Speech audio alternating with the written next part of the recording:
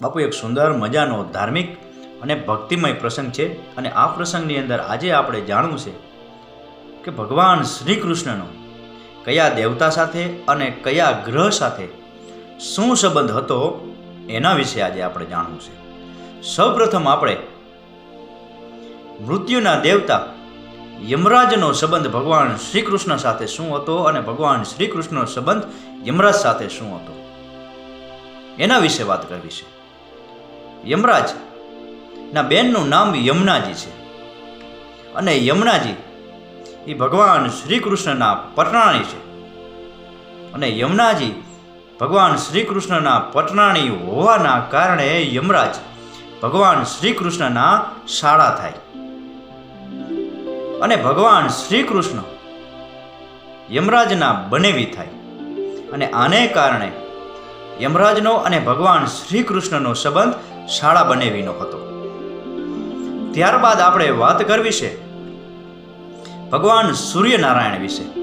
ભગવાન સૂર્યનારાયણ અને ભગવાન શ્રી કૃષ્ણ વચ્ચે શું સંબંધ છે? ભગવાન સૂર્યનારાયણ છે એ યમુનાજીના અને યમરાજના પિતા થાય અને યમુનાજી એ ભગવાન શ્રી કૃષ્ણના પટરાણી હોવાના કારણે સૂર્યનારાયણ છે એ ભગવાન શ્રી કૃષ્ણના સસરા થયા અને ભગવાન શ્રી કૃષ્ણ છે એ સૂર્યનારાયણના જમાઈ થયા અને આને કારણે ભગવાન સૂર્યનારાયણ અને ભગવાન શ્રી કૃષ્ણ વચ્ચે સસરા અને જમાઈનો સંબંધ હતો. ત્યારબાદ આપણે વાત કરવી છે ન્યાયના દેવતા શનિદેવ વિશે કે શનિદેવ અને ભગવાન શ્રી કૃષ્ણ વચ્ચે શું સંબંધ હતો. શનિદેવ છે એ ભગવાન સૂર્યનારાયણના પુત્ર છે અને યમરાજ અને યમુનાજીના ભાઈ છે અને આને કારણે શનિદેવ એ પણ ભગવાન શ્રી કૃષ્ણના શાળા થયા અને ભગવાન શ્રી કૃષ્ણ શનિદેવના બનેવી થયા અને આને કારણે શનિદેવ અને ભગવાન શ્રી કૃષ્ણ વચ્ચે પણ શાળા અને બનેવીનો સંબંધ હતો. ત્યારબાદ આપણે વાત કરવી છે ચંદ્રદેવ વિશે.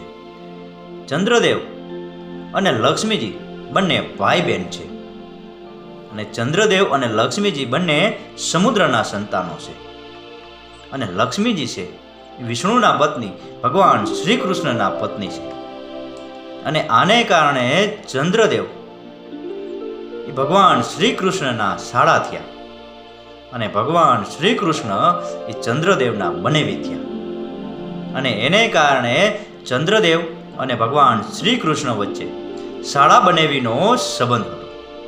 ત્યારબાદ વાત કરવી છે આપણે બુધ ગ્રહ વિશે કે બુધ ગ્રહ અને ભગવાન શ્રી કૃષ્ણ વચ્ચે શું સંબંધ છે. બુધ છે એ ચંદ્રનો પુત્ર છે અને ચંદ્ર લક્ષ્મીજીના ભાઈ હોવાના કારણે લક્ષ્મીજી એ બુધના ફય થયા અને ભગવાન શ્રી કૃષ્ણ એ બુધના ફુવા થયા અને બુધ છે એ ભગવાન શ્રી કૃષ્ણ અને લક્ષ્મીજીના ભત્રીજા થયા અને આને કારણે બુધ ગ્રહ અને ભગવાન શ્રી કૃષ્ણ વચ્ચે ફુવા અને ભત્રીજાનો સંબંધ થયો. ત્યારબાદ વાત કરવી છે ગુરુ વિશે અને શુક્ર વિશે.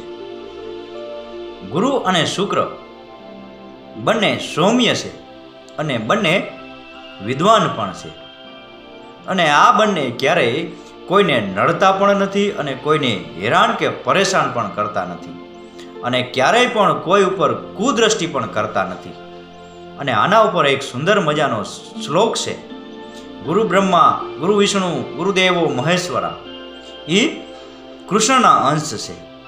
અને ત્યારબાદ આપણે વાત કરવી છે રાહુ અને કેતુ વિશે.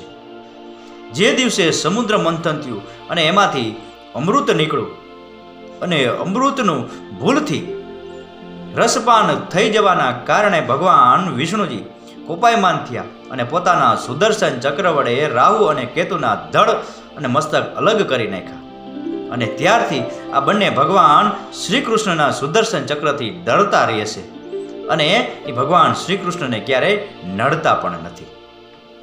ત્યારબાદ વાત કરવી છે મંગળ ગ્રહ વિશે.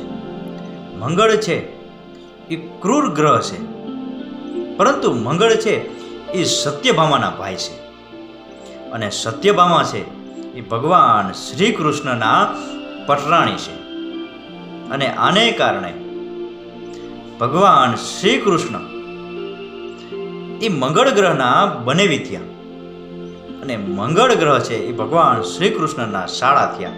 અને આને કારણે મંગળ ગ્રહ અને ભગવાન શ્રી કૃષ્ણ વચ્ચે શાળા અને બનેવીનો સંબંધ થયો. અને આને કારણે એક પણ ગ્રહ ભગવાન શ્રી કૃષ્ણનું ક્યારેય પણ અહિત નથી કરી શકતા, ક્યારેય પણ ભગવાન શ્રી કૃષ્ણનું ખરાબ નથી કરી શકતા. અને આ બધા સંબંધોના કારણે ભગવાન શ્રી કૃષ્ણ ખૂબ જ બળવાન છે, ખૂબ જ શક્તિશાળી છે અને ખૂબ જ બુદ્ધિશાળી છે. અને એટલું જ નહીં, ભગવાન શ્રી કૃષ્ણના શરણે જનાર તમામ ભક્તોનું પણ કોઈ પણ ગ્રહ કંઈ જ ખરાબ નથી કરી શકતો કે કંઈ પણ બગાડી નથી શકતો. બસ રોજ અને નિત્ય ભગવાન શ્રી કૃષ્ણની શ્રી કૃષ્ણ શરણમ મમની માળા કરો અને દરેક ગ્રહને શાંત કરો અને તમારા જીવનનું કલ્યાણ કરો. એ જ સાચું છે. ભગવાન શ્રી કૃષ્ણનો અને દરેક ગ્રહ અને દેવતાના સંબંધનો પ્રસંગ પૂરેપૂરો સાંભળ્યો એ બદલ તમારો ખૂબ ખૂબ આભાર. આપણો દિવસ શુભ રહે. મહાદેવ હર.